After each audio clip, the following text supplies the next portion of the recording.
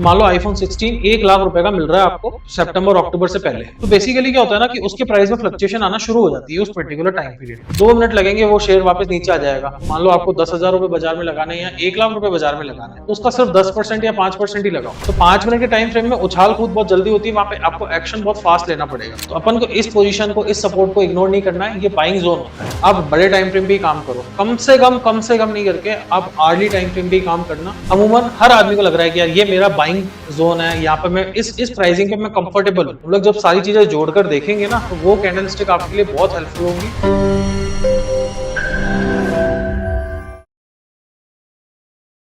Hello दोस्तों, स्वागत है आपका हमारे सेशन नंबर 7 में। सेशन नंबर 7 में हम लोग आगे बढ़े उससे पहले ये बात कर लेते हैं कि सेशन नंबर 6 में अपन ने क्या कवर किया था और आज तक अपन कहाँ पहुंचे हुए हैं। देखो, सेशन नंबर 6 तक हमने सारे हमारे जितने भी कैंडल स्टिक पैटर्न्स थे उनको कंक्लूड किया था। इसके अलावा बहुत सारे कैंडल स्टिक पैटर्न्स और होते हैं। हमको सारे कैंडल स्टिक पैटर्न नहीं समझने, क्योंकि हर कैंडल स्टिक पैटर्न का मतलब निकालना सिग्निफिकेंस नहीं है, वेस्ट ऑफ टाइम है और वेस्ट ऑफ एनर्जी है। जितना कैंडल स्टिक के बारे में हमने बात करी, आप लोग उस पर अपनी कमांड बनाओ, उसको समझने की कोशिश करो। उससे भी आपको बहुत सारी चीजें कंक्लूसिव मिलेगी। हम लोग जब सारी चीजें जोड़कर देखेंगे ना, तो वो कैंडल स्टिक आपके लिए बहुत हेल्पफुल होंगी, वो आपको बहुत हेल्प करने वाली है। अब आगे बढ़े, इससे पहले जो हमारे पास में इस वीक के जो डाउट आए थे उसको एक बार कवर करते हैं। जो 2 डाउट है मैं आप लोगों से डिस्कस करना चाहता हूँ। पहला, लोग कह रहे थे कि दो मेरे पास ऐसे मेल आए हैं कि जैसे मैं यूट्यूब पे वीडियोस डालता हूँ तो सेशन वाइज डालता हूँ, उसके बीच बीच में कोई दूसरी वीडियोस भी डाल देता हूँ। जैसे अभी रिसेंटली कोई आईपीओ की वीडियोस मैंने डाले, तो फिर क्या होता है ना कि वो फ्लो छूट जाता है। तो उनको समझ नहीं आ रहा है, क्योंकि कई बार ऐसा होता है कि वो सेशन का जो टाइटल है वो कई बार उसमें टाइटल में लिखा होता है या कई बार थंबनेल में लिखा होता है। उस चीज को अगर आपको सॉर्ट करना है तो आपको क्या करना है मैं आपको दिखा देता हूं। ये आप आ गए यूट्यूब चैनल पे। यूट्यूब चैनल पे आप सर्च करो, यहाँ आपने फाइनेंस तत्व सर्च किया, इधर खोला, आप प्ले लिस्ट में आ गए। ये प्ले लिस्ट में मैंने एक प्ले लिस्ट क्रिएट कर रखी है। इस प्ले लिस्ट को खोलो, इसमें सारे वीडियोस अवेलेबल है। अब देखो, यहाँ पर आपको सारे वीडियोस यहाँ पे मिल जाएंगे लाइन से, क्लास 1, क्लास 2, जिस सीक्वेंस में चल रहा है उसी सीक्वेंस में आपको क्लासेस अटेंड करनी है। ठीक है, ये तो हो गया आपका पहला डाउट। दूसरा एक क्वेश्चन था कि जो भी हमने कैंडल स्टिक की लर्निंग समझने की कोशिश करी है या जो भी कैंडल स्टिक के बारे में अपन ने देखा है वो कौन से टाइम फ्रेम में काम करेगा। देखो, मैं एक चीज क्लियर कर दूं, टाइम फ्रेम का क्या है, आप किसी भी टाइम फ्रेम पे काम करो। आपने 5 मिनट के टाइम फ्रेम पे काम करना है या आपको मंथली टाइम फ्रेम पे काम करना है, उन दोनों टाइम फ्रेम पे उसका सिग्निफिकेंस उतना ही है जितना अपन ने बात करी थी। अब जैसे मान लो मारूबोजू कैंडल है। अब मारूबोजू कैंडल बनती है 5 मिनट के चार्ट पे, तो वहां पे जैसा 5 मिनट के चार्ट में छोटा चार्ट होता है, छोटा टाइम फ्रेम होता है, तो उस केस में वो जो मूवमेंट आएगी वो भी छोटी आएगी। जैसे 100 रुपए का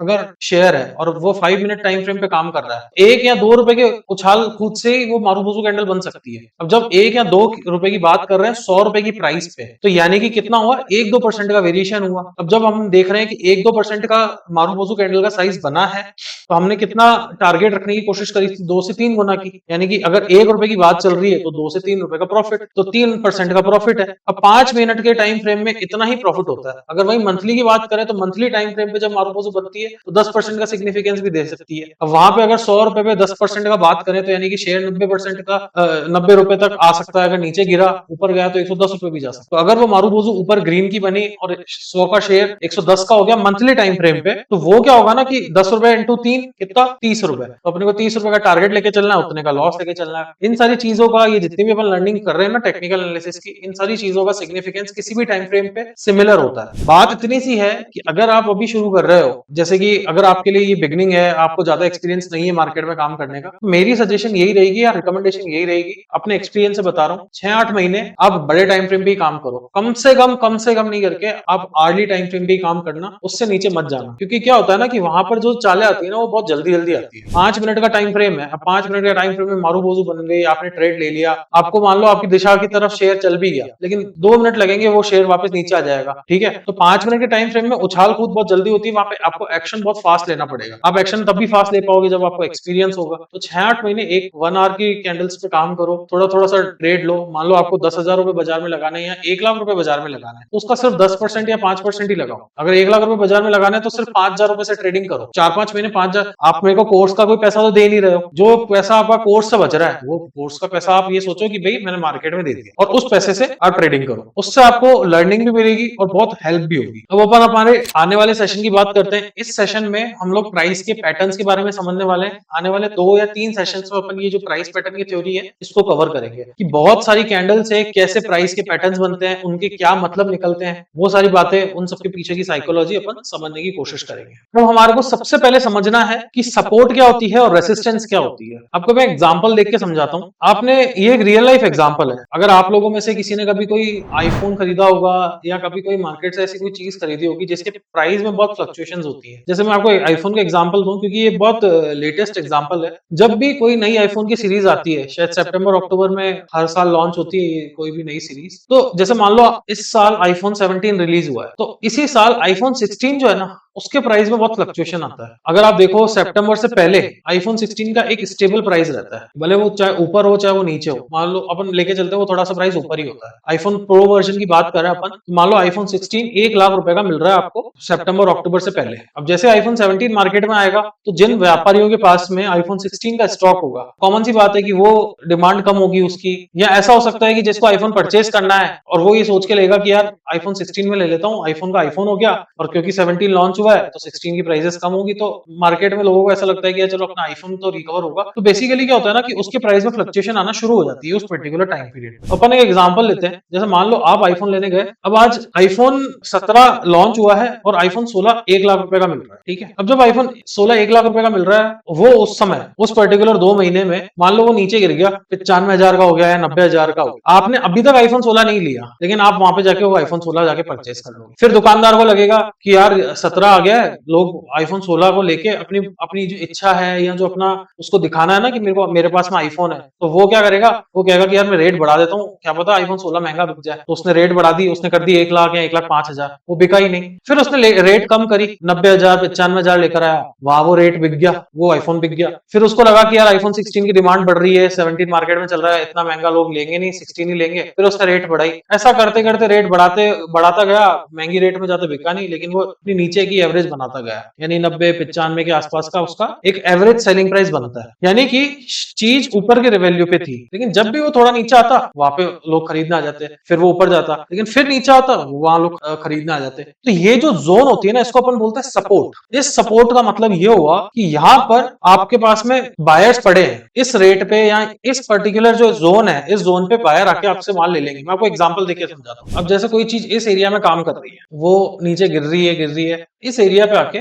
उछाल आ जाती है, फिर ऊपर गई, लेकिन वो काट नहीं पा रही ऊपर के लेवल्स, लेकिन नीचे गिर रही है, बट इस एरिया पे आके उसको थोड़ी ताकत मिल रही है, वो वापस ऊपर जा रही है। तो ये जो चीज होती है ना, ये चीज क्या बताती है, ये चीज बताती है कि यहाँ पे बाइंग जोन है। कि भले जैसे आप एज अ बायर अगर अपने आप को देखते हो, तो बायर महंगा नहीं लेना चाहता, उसको इतना महंगा नहीं लेना, लेकिन वो इस एरिया पे लेने के लिए कंफर्टेबल है। अब आप कहोगे कि मार्केट में क्या एज इट इज ऐसे लाइन बनती है क्या, कि जैसे मान लो अगर यहाँ पे 60 रुपए का है तो 60 रुपए पे सब लेने के लिए रेडी है? ऐसा नहीं है। कोई हो सकता है 65 रुपए पे ले, कोई हो सकता है 55 रुपए पे ले, कोई हो सकता है 75 पे ले, कोई हो सकता है कि 60 पे ले। तो इसका जो एवरेज बनेगा वो 60 के आसपास बने, और वहां वो 60 के आसपास का जो लेवल बनेगा वो बनेगा इसका सपोर्ट। और ये जो सपोर्ट होता है, इस सपोर्ट पे आपको चीज अगर मिलती है और अगर आपको लग रहा है कि यहाँ पे सपोर्ट जोन बन रहा है, तो वो बहुत अच्छा रिस्क रिवॉर्ड रेशियो होता है किसी भी स्टॉक का। क्योंकि सपोर्ट के यहाँ पे आपका स्टॉप लॉस, अगर ये सपोर्ट नीचे चले जाता है तो यहाँ आपका स्टॉप लॉस हिट हो गया, यानी कि जाने के लिए आपका यही लेवल है, लेकिन आने के लिए आपके ऊपर की चाल बची है। अपन इसको चार्ट में देखते हैं कि सपोर्ट कैसे दिखता है चार्ट में। अब देखो यहाँ पर ये शेयर सपोर्ट ले रहा है इस जगह पे, अगर आप देखो तो यहाँ पे बायर कंफर्टेबल है चीज को परचेस करने के लिए। भले वो ऊपर काट नहीं पा रहा है, एक लेवल को वो काट नहीं पा रहा है, लेकिन उसको यहाँ सपोर्ट मिल रही है। इसका मतलब ये है कि यहाँ पर एक स्मार्ट आदमी, एक जो समझदार मनी है ना, उसको ये चीज इस एरिया में सस्ती लग रही है, तो वो फिलहाल के लिए यहाँ पे अपनी पोजीशन बना रहा है। तो अपन को इस पोजीशन को, इस सपोर्ट को इग्नोर नहीं करना है। ये बाइंग जोन होता है। जब भी अपन को खरीदारी करनी है और सपोर्ट पे कोई चीज मिल रही है, तो वहां रिस्क रिवॉर्ड रेशियो अच्छे बनते हैं। इसको उल्टा करके देखें, ये इसका उल्टा होता है रेसिस्टेंस। अब रेसिस्टेंस का मतलब क्या हुआ, जैसे मान लो रेसिस्टेंस का मतलब क्या हुआ, जैसे मान लो शेयर ऊपर जाने की कोशिश कर रहा है, ठीक है, लेकिन एक लेवल पे आने के बाद में यहाँ पर इससे ज्यादा ऊपर नहीं जा पा रहा, फिर नीचे आया, फिर यहाँ पर नहीं, यहाँ से ऊपर नहीं गया। सिमिलरली ऐसे बार बार हो रहा है। इस एरिया पे आके पता नहीं क्या हो रहा है कि शेयर इस एरिया को काट ही नहीं पा रहा है। या शेयर देख लो, कोई भी किसी भी पर्टिकुलर चार्ट का, तो ये एरिया जो बनता है ना, ये एरिया कहलाता है फिर रेसिस्टेंस। अब ये रेसिस्टेंस का मतलब क्या हुआ? ये रेसिस्टेंस का मतलब ये हुआ, सिंपल सी बात है कि जब कोई चीज ऊपर जा रही है, यानी कि यहाँ पर बायर खरीदे जा रहा है, शेयर ऊपर ले जाया जा रहा है, लेकिन इस एरिया पे आके बायर कह रहा है कि यार यहाँ मैं खरीदूंगा नहीं, यहाँ मैं बेचूंगा। उसने बेचना शुरू किया, यहाँ तक बिका, फिर उसने खरीदा, लेकिन इस एरिया पे आके उसको वापस ये चीज महंगी लगी, उसने फिर बेचा। ऐसे करके उसको बार बार ये एरिया है ना, वो अनकंफर्टेबल है, इस एरिया में मैं नहीं खरीदूंगा, ये मेरे को महंगा लग रहा है। कई बार ऐसा होता है, हम लोग बाजार जाते हैं, हमारा बहुत अच्छा बजट होता है, जैसे मान लो आप शादी की शॉपिंग करने गए, घर के लहंगे वहंगे ज्वेलरी व्वेलरी लेने जाते हो, अच्छा खासा बजट लेके जाते हो, लेकिन कई बार होता है, जैसा मान लो आपका बजट है कि 50,000 का लहंगा लेना है, लेके गए, आपने देखे लहंगे, अच्छे अच्छे लहंगे थे, आपने अपना बजट भी बढ़ाया, 60,000 किया, 70,000 किया, एक लेवल पे आके आपको लगा यार 80,000 का बजट, 80,000 का, ये मैं नहीं लूंगी ये लहंगा, या मैं नहीं लूंगा ये कपड़े। हम जब भी देखते हैं ना कि मार्केट में जब भी शॉपिंग करने जाते हैं, तो अपन अपने एक लिमिट के बाद में फिर पीछे हट जाते हैं, ये वो लिमिट है। यहाँ पर स्मार्ट आदमी को लग रहा है यार ये महंगा है, इससे ऊपर मैं नहीं लूंगा। स्मार्ट आदमी यहाँ बेच रहा है, अब यहाँ ये स्मार्ट आदमी बेचते क्या, यहाँ पे रिटेलर को लगा कि यार वाह यार सस्ता मिल रहा है, तो उसने खरीद लिया। फिर स्मार्ट आदमी को वो रिटेलर मिला लल्लू, उस लल्लू को उसने फिर बेचा, और बेच के अपना माल निकाल दिया। फिर कुछ रिटेलर लल्लू आए, उन लोगों ने खरीदा और उसको पहुंचा दिया, फिर स्मार्ट मनी उसको चिपकाया उसने माल। तो यहाँ स्मार्ट आदमी सेल कर रहा है, और हमारे जैसे जो आदमी है वो बाय कर रहे हैं, जिनको समझ ही कुछ नहीं है। हम स्मार्ट आदमी के सिग्नल को नहीं समझ रहे हैं, और ये एरिया बन जाता है फिर बाद में जाकर रेसिस्टेंस। इसको अगर अपन चार्ट में देखें तो ये देखो, ये शेयर का रेसिस्टेंस बन रहा है यहाँ पर, इससे ऊपर जा ही नहीं पा रहा, ठीक है। तो ये जो रेसिस्टेंस होते हैं, अगर इस रेसिस्टेंस का ब्रेकआउट हो जाता है, अगर ये रेसिस्टेंस काट के निकल जाता है, तो इसका मतलब ये है कि ये अपन को इग्नोर नहीं करना, यहाँ पे अपन को अच्छी चाल मिल जाती है। देखो मैं आपको एक चीज बता दूं, ये अगर सपोर्ट है मान लो, और सपोर्ट ने नीचे तोड़ दिया, तो यहाँ सेलिंग आ सकती है, क्योंकि अगर यहाँ पर इतना अच्छा खासा हर आदमी बाय करने के लिए रेडी है, इस एरिया पे अगर हर कोई कंफर्टेबल है कोई चीज परचेस करने के लिए, और ये एरिया टूट जाते हैं, तो इसका मतलब ये है कि अब वो कंफर्ट जोन खत्म हो चुका है, अब यहाँ से एक सेलिंग आने की गुंजाइश है। सिमिलरली अगर यहाँ पे रेसिस्टेंस है और वो रेसिस्टेंस कट जाती है, तो यहाँ पर अपन को एक चीज समझनी है कि ये रेसिस्टेंस अगर कट गई, और अगर किसी स्मार्ट आदमी या किसी और इंटेलिजेंट आदमी को लगता है कि नहीं यार ये रेट बहुत अच्छे हैं, और उसने अगर परचेज कर लिया और ये काट दिया, तो इसका मतलब ही ऊपर की चाल आ सकती है। तो सपोर्ट और रेसिस्टेंस का जो सिग्निफिकेंस है वो ऐसा ही है कि सपोर्ट जो है वो नीचे की तरफ काटता है, और जो रेसिस्टेंस है वो ऊपर की तरफ काटता है। अब आगे अगर बात करें अपन कि सपोर्ट ही रेसिस्टेंस बन जाता है एक समय के आने के बाद में, और रेसिस्टेंस ही सपोर्ट बन जाता है, इसको देखते हैं अपन कैसे होता है। तो अपन इसको कैसे होता है, जैसे मान लो शेयर की रेटें ऊपर की चल रही है, ठीक है, यहाँ पे शेयर ने ऊपर की तरफ की चाल बनाई, लेकिन अब एक एरिया पे आके वो बार बार अटक रहा है, वहां उसको सपोर्ट मिल रही है। यहाँ हर आदमी को लग रहा है कि यार मैं कंफर्टेबल हूँ परचेज करने के लिए, कंफर्टेबल हूँ परचेज करने के लिए, और वो यहाँ पर अपनी परचेजिंग पोजीशन बना रहा है, ठीक है। इस एरिया पे अमूमन हर आदमी को लग रहा है कि यार ये मेरा बाइंग जोन है, यहाँ पे मैं इस प्राइसिंग पे मैं कंफर्टेबल हूँ, तो ये सपोर्ट बन गया। अब जैसे ये सपोर्ट नीचे काट देगा ना, ये हो गया आपका ब्रेकआउट, ठीक है, ये आपका ब्रेकआउट हो गया। अब इस ब्रेकआउट में सेलिंग आ गई, तो ये जो एरिया हो जाएंगे ना, जब आप इसके सेलिंग पोजीशंस बनाओगे, तो ये एरिया आपके बन जाएंगे रेसिस्टेंस। अब ये यहाँ से ऊपर नहीं जा पाएगा, और अगर यहाँ से ऊपर गया तो यहाँ आपके स्टॉप लॉस है, या फिर आपको अपनी चाल चेंज करनी पड़ेगी। यहाँ आपने अगर सेलिंग पोजीशन बना रखी है, और अगर इसने ये काट दिया, यहाँ पर अगर इसने इसको ब्रेकआउट दे दिया, तो इस ब्रेकआउट के बाद में आपकी जो पोजीशन है वो लॉन्ग की बन जाएगी, यहाँ पोजीशन आपकी शॉर्ट की बनेगी। ये क्लैरिटी जरूर होनी चाहिए। कई बार क्या होता है कि हम 2-3 लेक्चर्स मैंने देखे हैं यूट्यूब पे, तो उसमें क्या है कि ये जो सपोर्ट के जोन है वो ऊपर के ब्रेकआउट दिखाते हैं, सपोर्ट ऐसा नहीं होता है। सपोर्ट में नीचे का ब्रेकआउट होता है, वहां शॉर्ट पोजीशंस बनती है, और रेसिस्टेंस में ऊपर का ब्रेकआउट होता है, वहां लॉन्ग पोजीशंस बनती है। इसको अपन चार्ट में देखते हैं कि कैसे सपोर्ट ही रेसिस्टेंस बन जाता है, और रेसिस्टेंस ही सपोर्ट बनता है। ये देखो, और इसको बोला जाता है आपका ट्रेडिंग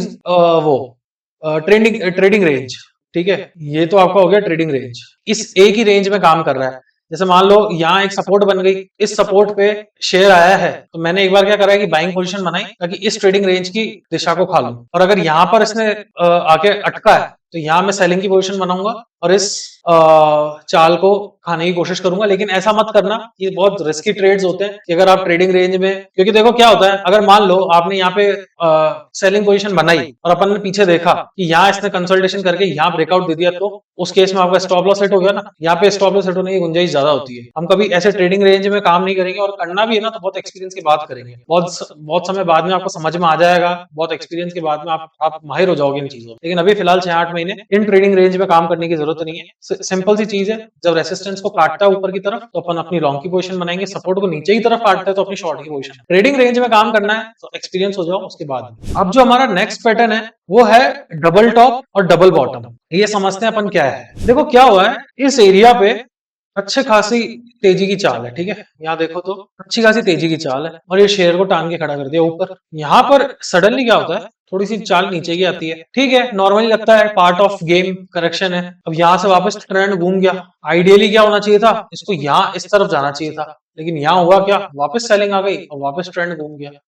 अब इस केस में अपने को क्या करने का है, इस केस में अपने को सिंपल सी एक चीज ध्यान रखनी है कि अगर ऐसा होता है कि यहाँ से दोबारा घूम जाए और ये पुराना वाला लो काट दे, इस एरिया को काट दे, तो यहाँ से ध्यान रखना, अगर आपके कैश की पोजीशंस बना रखी है या कोई भी माल आपने डिलीवरी का ले रखा है, उसको लिक्विडेट कर लेना, उसको अभी कैश में बना देना, मतलब अपना पोर्टफोलियो वहां सेल करना। बिकॉज ये अगर इतनी चाल जो उसने दी है ना इस रेंज की, यहाँ से लेके यहाँ तक की, इतना ही ये नीचे और जाने की गुंजाइश रखता है, कम से कम ये कम से कम इतना ही और नीचे जाने की गुंजाइश रखता है। तो कम से कम आप अपना इतना लॉस तो बचाओ, और अगर शॉर्ट करना है तो यहाँ पे शॉर्ट भी कर सकते हो। अब हुआ क्या, लेकिन इस जगह ये सवाल है ना, इस जगह हुआ क्या। आप ये देखो आज की इस तारीख पे यहाँ से लेके इतनी लंबी चाल दे रहा है, जब कोई भी स्टॉक या कोई भी मार्केट का कंपोनेंट इतनी लंबी चाल दे रहा है, तो यहाँ पे अगर आप देखो कि यहाँ पे सबसे बड़ा ताकतवर आदमी कौन है आज की डेट में, बियर या बुल।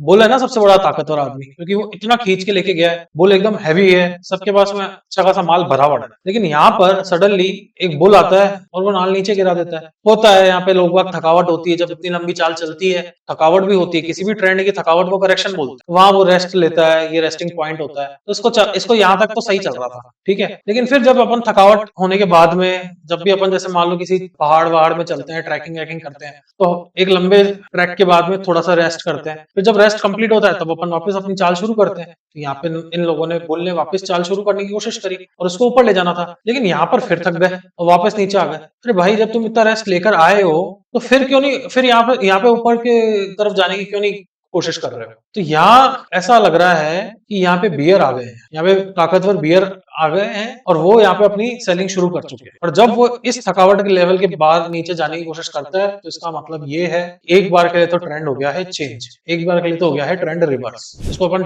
उस पर भी देखते हैं चार्ट पे। ये देखो यहाँ चाल चल रही है ऊपर की, यहाँ पे एक बार के लिए टॉप लगा, फिर यहाँ एक करेक्शन शुरू हुई। मैंने जैसे कि बताया, यहाँ पे इंसान ने रेस्ट लिया, बायर्स ने रेस्ट लिया, बुल ने रेस्ट लिया, फिर ऊपर की चाल बनाई। यहाँ पर यार फिर वापस सेलिंग आ गई।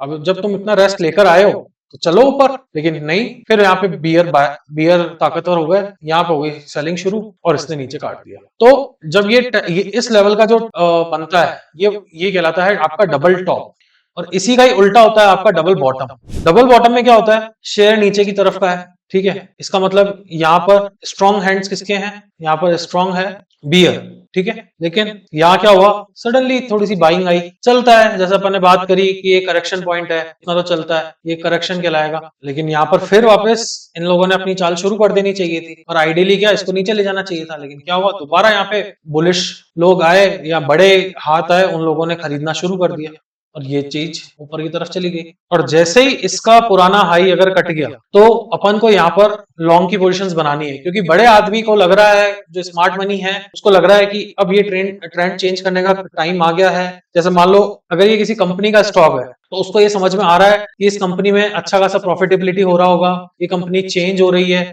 उसको इस कंपनी के चेंज का पता पड़ गया है या उसको समझ में आ रहा है, उसको अपनी एनालिसिस में कुछ ना कुछ दिख रहा है, तो वो अपना बड़ा पैसा जब लगा रहा है तो हमको उसको फॉलो करना है। तो ये हो गया आपके डबल टॉप डबल बॉटम। जैसा कि आपको स्लाइड में दिख रहा है, बियरिश रिवर्सल, 2 बार रेसिस्टेंस टेस्ट होगा, 2 बार ऊपर जाके टेस्ट होगा, उसके बाद में बायर की स्ट्रेंथ कम होगी और जो नेकलाइन है वो ब्रेक हो जाएगी। यानी कि यहाँ पर जो अपन ने वो देखा वो ट्राइंगल, वो नीचे से जैसे ही ब्रेक होगा, अपने को वहां पे सेलिंग की पोजीशन बनानी है या फिर अपने जो पोर्टफोलियो है उसको कैश में बनाना है। सिमिलरली उसका उल्टा यहाँ पर होता है। अगर आपको नोट्स बनाने हैं, इन सारी चीजों को लिखना है, तो आप इस वीडियो को पॉज करके अपने नोट्स भी बना सकते हो। स्लाइड्स में जो थोड़ा बहुत डालने की कोशिश कर रहा हूँ, आप नोट्स बनाओगे ना तो आपके लिए ज्यादा बेनिफिशियल होगा, क्योंकि जब आप चीजें लिखते हो ना तो वो चीजें आपके पास में दोबारा रिवाइज होती है। अपना जो नेक्स्ट पैटर्न है वो है ट्रिपल टॉप। अब ट्रिपल टॉप में क्या होता है मैं समझा देता हूँ। ट्रिपल टॉप और राउंडिंग बॉटम्स, एक मिनट, ट्रिपल टॉप पे आने से पहले अपन ये भी देख लेते हैं। ये देखो डबल बॉटम, ये हो गया डबल बॉटम आपका। इसमें इसकी चाल यहाँ से चेंज हो गई और ट्रेंड रिवर्स हो गया। इसने ये देखो ये नेकलाइन काटते ही इसने काम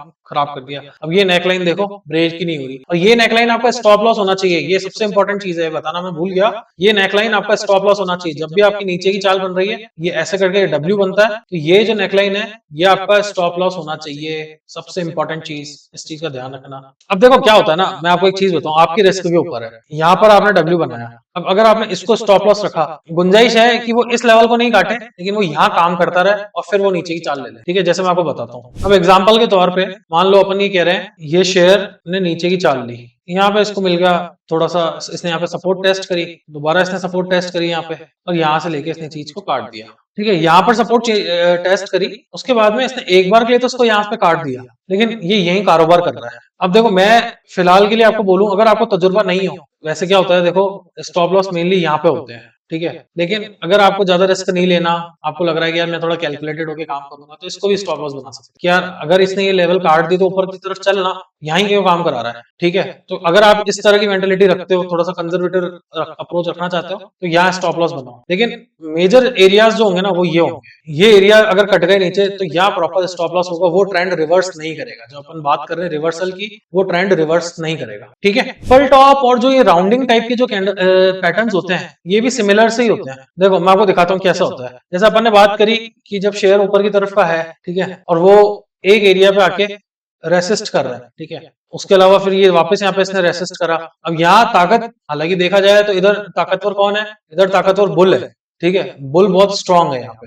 सडनली यहाँ पे इसने यहाँ पे थोड़ा सा बुल ने आराम किया, बुल ने आराम किया तो थोड़ा सा बियर ने सेलिंग करी तो यहाँ पे थोड़ा सा क्या हुआ कि नीचे चले गए, कोई बात नहीं। लेकिन यहाँ पे बुल वापस एक्टिव हो गया, यहाँ तक गया बुल, लेकिन यहाँ पे बुल की ताकत चली नहीं, सेलर फिर आके सेल कर गया। बुल को लगा क्या हुआ, कोई बात नहीं, बुल ने थोड़ा सा हार नहीं मानी, यहाँ पे बुल ने फिर ऊपर ले गया, लेकिन बुल की ताकत काम ही नहीं आ रही। यहाँ पे सेलर ने फिर सेलिंग शुरू कर दी और फिर सेलिंग करके इसने नीचे की तरफ ले गया। अब ये जो एरिया बनेगा, इस एरिया को अगर नीचे काट दिया तो ये आपका बन जाएगा ब्रेकआउट। अब जो ब्रेकआउट का एरिया होता है, ब्रेकआउट का एरिया अगर कट जाता है तो उसका मतलब यहाँ पे सेलिंग आ रही है। ठीक है, और ये आपका बन जाएगा स्टॉप लॉस। अगेन मैं वही कह रहा हूँ, आपको ज्यादा रिस्क नहीं लेना। आपको चाहिए कि भी मेरे को चाल खानी है या देखना है तो इसके नीचे देखो, बट ये ब्रेकआउट कभी भी स्टॉप लॉस नहीं बनते। स्टॉप लॉस बनेगा आपका ये वाला, ये एक चीज हो गई, बात खत्म। अब अगर इसको अपन को चार्ट में देखना है तो मैं दिखा देता हूँ। ये देखो यहाँ पर ट्रिपल टॉप बन रहा है। अब कभी भी ध्यान रखना, ऐसा कभी नहीं होगा कि यार ट्रिपल टॉप एकदम बिल्कुल लाइन में बनना चाहिए, एकदम स्ट्रेट लाइन होनी चाहिए, ऐसा कभी नहीं हो सकता। जरूरी नहीं है ऐसा बन जाए, ऐसा बन जाए या इस तरह का बन जाए।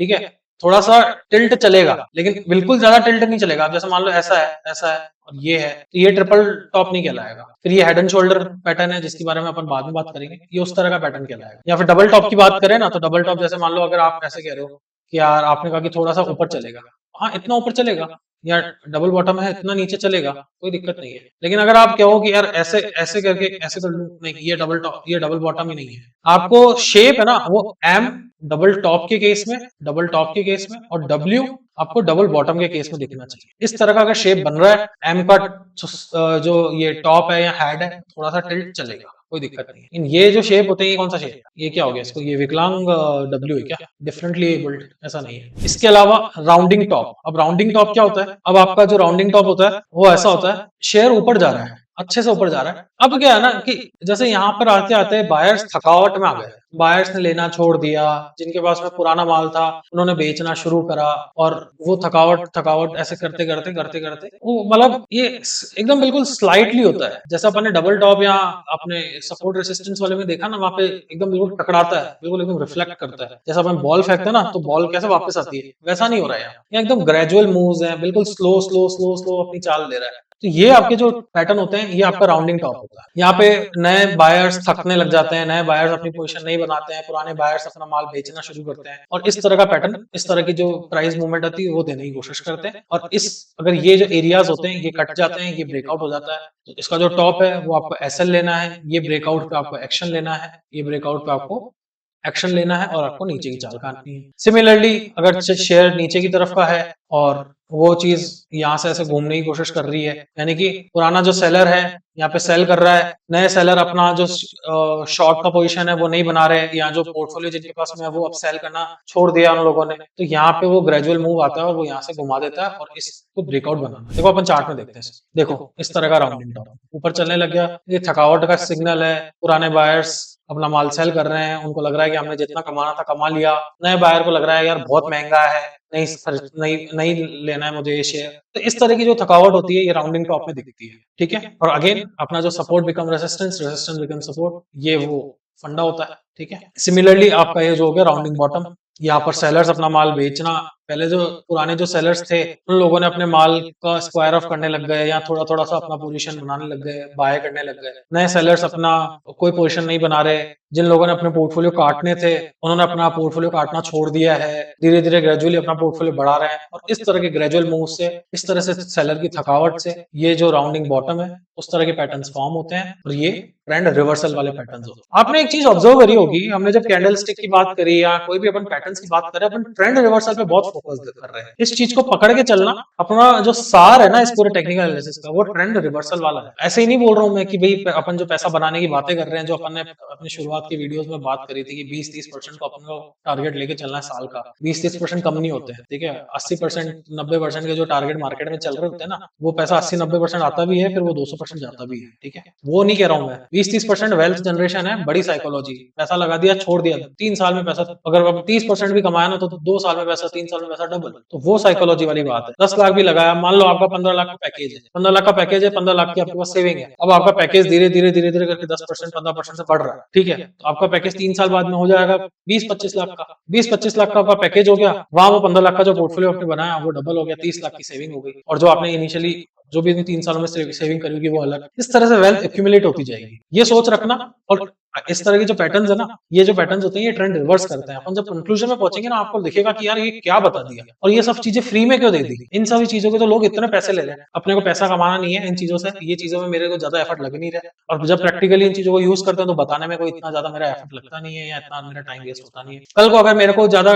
टाइम लगेगा किसी चीज को एक्सप्लेन करने में, या मेरे को किसी पर्टिकुलर चीज को में टाइम देना पड़ेगा, तो उस दिन देखी जाएगी यार। अभी मेरा इन चीजों में बिल्कुल टाइम नहीं लग रहा है, मैं दे देता हूँ आपको ये सारी चीजें, अपन ने जब एग्जीक्यूट किया आप भी करो। अब जो नेक्स्ट पैटर्न है अपना वो है फ्लैग। अब देखो फ्लैग में क्या होता है, मैं आपको एक बार इसका दिखा देता हूँ। फ्लैग में बेसिकली क्या होता है कि जब भी कोई ऊपर का शेयर होता है ना, वो ऐसे करके एकदम स्पाइक करके ऊपर जाता है, फिर वो कंसोलिडेशन बनाता है इस तरह की, फिर स्पाइक करके ऊपर जाता है, फिर नीचे की तरफ की कंसोलिडेशन बनाता है। और फ्लैग के केस में क्या होता है कि फ्लैग का जो पैटर्न होता है ना वो बार बार बनता है, ठीक है। अब एक होता है फ्लैग और एक होता है रेक्टेंगल। अब जैसे मान लो ऊपर का शेयर है, ठीक है, इसमें एक चीज ध्यान रखना, फ्लैग में पोल होता है, पोल का मतलब स्पाइक होता है, अच्छा खासा मूवमेंट होता है, एकदम नाक की सीध का मूवमेंट होता है। यहाँ पे ऐसा नहीं होता, यहाँ पे करेक्शंस होती हैं, उसके बाद में ये ऐसे ऐसे ऐसे कंसोलिडेशन करता है और फिर वो वापस ऊपर की तरफ निकल जाता है। ये जो कंसोलिडेशन होती है इसको बोला जाता है रेक्टेंगल। हमने जब करेक्शंस की बात करी थी पहले, तो करेक्शंस ऐसे आती है नीचे की तरफ, लेकिन जो करेक्शन इस तरह की होती है, साइडवेज करेक्शंस होती है, उसको रेक्टेंगल बोला जाता है, ठीक है। तो ये जो रेक्टेंगल है और जो फ्लैग है, इनसे अपन को कंफ्यूज नहीं होना। रेक्टेंगल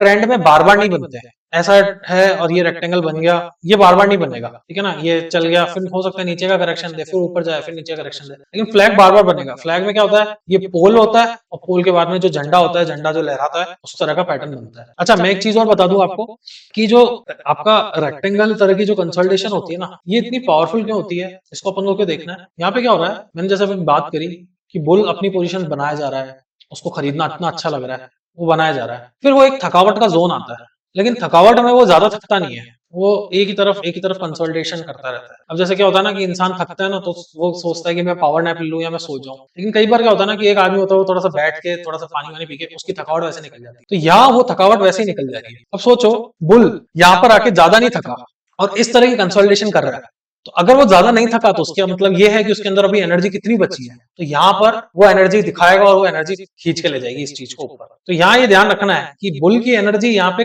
कम यूज हुई है, इसलिए वो कम रेस्ट ले रहा है, तो अभी कितनी एनर्जी यूज होना बाकी है, ठीक है। हम आपको चार्ट में दिखा देता हूँ कि ये फ्लैग और रेक्टेंगल तरह के पैटर्न कैसे होते हैं। ये देखो, ये हो गया आपका फ्लैग, ये देखो पोल के जैसा इसने यहाँ पे चाल दी, यहाँ पे इसने फ्लैग बना दिया, फिर पोल की जैसी चाल दी, यहाँ इसने फ्लैग बना दिया, यहाँ इसने पोल की जैसी चाल दी, फ्लैग बना दिया। फ्लैग बिल्कुल हमेशा ध्यान रखना, ये पोल होगा, ये झंडा होगा। पोल जो होगी वो एक तरह का मोमेंटम होगा, एक तरह की चाल होगी। ये झंडा जो होगा वो करेक्शन होगी, एक तरह से कंसोलिडेशन होगी। सिमिलरली ये देखो आपका रेक्टेंगल, यहाँ पे पोल नहीं है, अगर आप चीज नोट करो यहाँ पे पोल नहीं है, लेकिन हाँ एक रेक्टेंगल वाला कंसोलिडेशन है। तो ये आपको मैंने चार्ट में बताने की कोशिश करी। तो आज के लेक्चर में अपन ने 3-4 पैटर्न्स को समझा, कैसे सपोर्ट असिस्टेंस काम करती है, डबल टॉप डबल बॉटम में क्या दिक्कतें आती हैं, क्या बायर्स को क्या सेलर्स की थकावट होती है जो सामने आती है। उसके अलावा हमने ट्रिपल टॉप की बात करी, राउंडिंग टॉप, उसके अलावा राउंडिंग बॉटम की बात करी, एंड फाइनली हमने बात करी फ्लैग और रेक्टेंगल पैटर्न्स की। इन सारे पैटर्न्स को चार्ट में आइडेंटिफाई करो। कोई भी डाउट है, मेरा जो ईमेल आईडी इस वीडियो में दिख रहा है आपको, उस पर मेरे को रीच आउट करो, मैं आपको इजीली रिस्पॉन्स करने की कोशिश करूंगा।